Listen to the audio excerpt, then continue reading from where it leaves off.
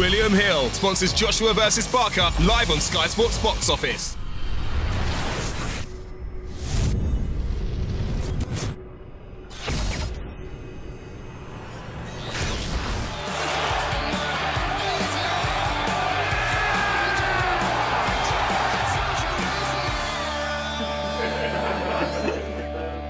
That's how boxing should be.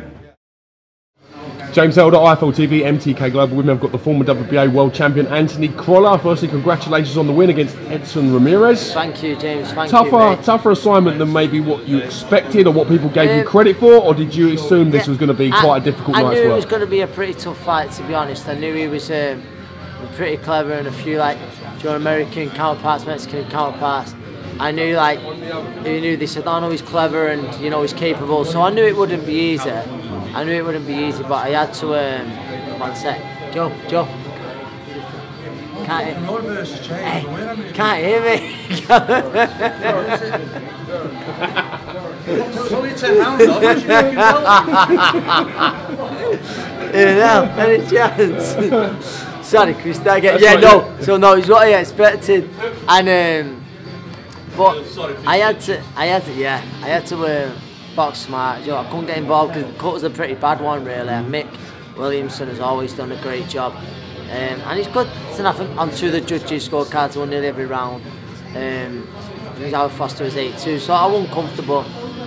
The cut, 10 stitches, looked in the third round pretty bad head clash. Did you feel intentional to you that coming together? I don't know. A few people said left the head in, but I'll have to watch it back. But I knew it was a pretty bad one straight away, a little bit sore. But listen, it is what it is. It's boxing, and I just had to show another side to my game tonight and show I could box on the back foot. I think you go looking for a finish when the cut's bad like that. You don't know what can happen. So I just had to be smart and disciplined. Does it feel weird to be involved in a 10-round fight where everything's been 12? Yeah, it does, and to be honest, like you say, because I box discipline, I don't really feel like I box, to be honest. Other than the eye, I don't really feel like I box too much. I mean, Edson Ramirez was tough, took some good shots, so I can't say he did ask me questions, but I feel comfortable, and now obviously I'll rest up, but I'll be back in the gym working, trying to improve.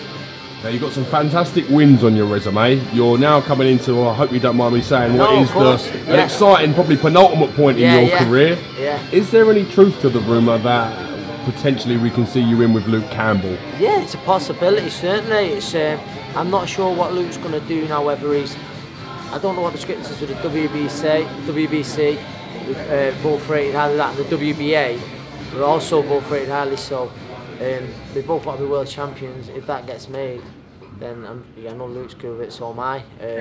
I just like to say I'm not sure which way it's going to go yet.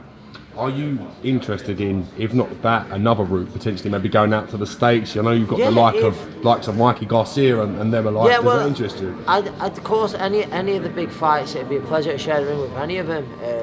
It was mentioned, I believe I can become a 2-time world champion, and I just, like you say, whoever I get my chance against, I'll happily take. And do absolutely everything to make sure I do that. I believe I'm still improving and maturing as a boxer. And I thought, like I say, tonight I had to show a different side to the game, but I did. What's the plan? When can we anticipate imminent news regarding your next fight? I'm not sure. What's going to happen from there? Speak to Eddie, sit down with the team, and I think it'll probably be summertime.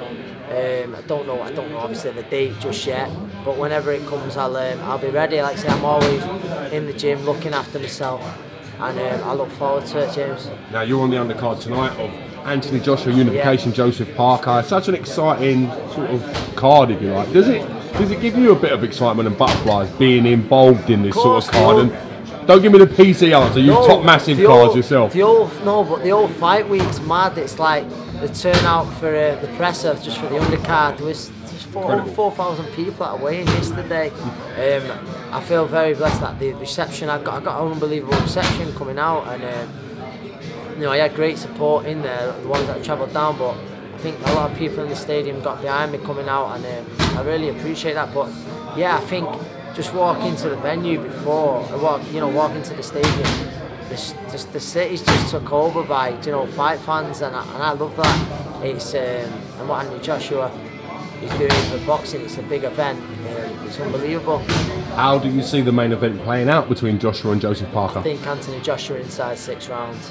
Quite a popular prediction, this, from the boxers here within the building. I was really impressed with how he come in yesterday, a little bit lighter, which I think is good. And I think to give Anthony Joshua trouble, I think it's movement, ringcraft, and with Joseph Parker, I'm not underestimating him, but I think he's more going to be looking to wore Anthony Joshua down, grind him down, and I don't believe that he's going to be able to walk through the shots that Anthony Joshua is going to land, and I think they're going to be about 4 or 5 explosive rounds. Now, I want to talk a little bit about a man you know very well, Jorge Linares. Yes. We've seen May the 12th, he's going to take on Vasil Lomachenko in a mouth-watering clash. How do you see Linares getting on with Lomachenko? I'm backing Jorge. And listen, I'm not, everyone will say, it's a bit biased, but Lomachenko's an unbelievable fighter, unique, very special talent, but keeps creeping up the weights. And I think Jorge is going to be the bigger man in there, and I think you've got 2 of the most complete boxers in there on May the 12th, and it's the boxers, boxing fans' dream. I think both of them are great to watch. You watch the training clips, it's brilliant to watch, and obviously I'm rooting for Jorge as well, but I've just got a sneaky feeling he can do it. It's fantastic to hear from yourself. There's literally no bitterness towards Jorge Linares from yourself. No, but sometimes we interview boxers, and when they're talking about old foes, or there's that inkling of animosity, but you genuinely respect Linares. We're mates now, they message me, and likewise, and I genuinely be rooting for him. That night. My mum's a fan of his and everything. Seriously? She'll be rooting for him. What was the last exchange then you and Jorge sort of had together? I think it was, when was it? Probably in Instagram the other day, just a message wishing us luck in that. And and likewise to him. I think he's just gone back out now to Vegas from Japan, where he done the first part of camp, and he's in a good place. Do you feel that you need that third fight with Linares to maybe test yourself, or do you think that's downward? Listen, I've got to be honest. I'd happily have it. I'm a fighter. I'm a boxer. I'd get him there, but I'd need to win a world title to make that fight happen. First fight was a great fight. There wasn't a load in it, but the right man did win. Second fight, just being honest, Jorge beat me well, and for the first time in career, I got well beat. So I learned a lot that night, and I believe I have learned from it. And who knows down the line, but we'll see. And like I said, I hope he can win that super fight on May the 12th. I want to talk a little bit about Saul Alvarez Canelo, and with the Gennady Golovkin situation, the fight's hanging in the balance at the moment, we're led to believe. Firstly, what was your initial reaction when you found out or heard the news regarding Canelo? It's listen, people, you don't want to accuse anyone. I think about people who I know saying don't tell me, surprised, but I'm just disappointed. I'm just gutted because I'm a big Canelo Alvarez fan. I love his style, and I was hoping that it wasn't going to be true. But I mean, looking back now, whether there's going to be a suspension or something, if so, it's really disappointing. And I thought in the first fight with Golovkin, I didn't think it was the bad decision everyone was going on. I thought I could easily see a draw. I thought Golovkin nicked him, but I could easily see a draw as well. And I was really looking forward to seeing it to then. So again, I'm really disappointed. And if true, this sport, there's no room for that in this sport whatsoever. I say it all the time. It's totally different. You're not doing a 100-meter race. You're not running a long distance race, or it's looking to hurt someone. And with drugs, I'm just really against it. Liam Beefy Smith, obviously some tongue-in-cheek tweets from him regarding the Canelo situation. Why do you think people failed to see the jokiness in what he was saying? Stupid. Everyone knows what he was on about.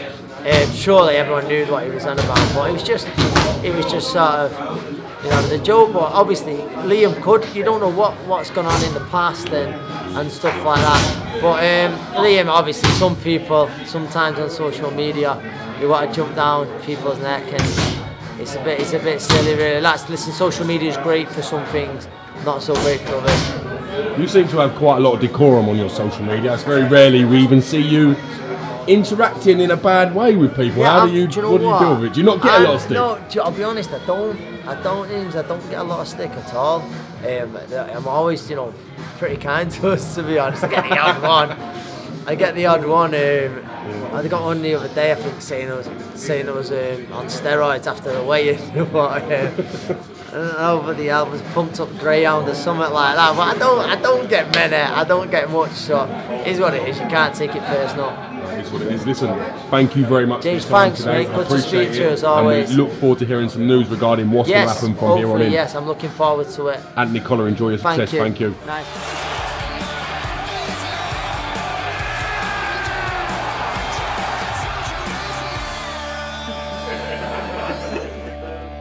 That's how boxing should be.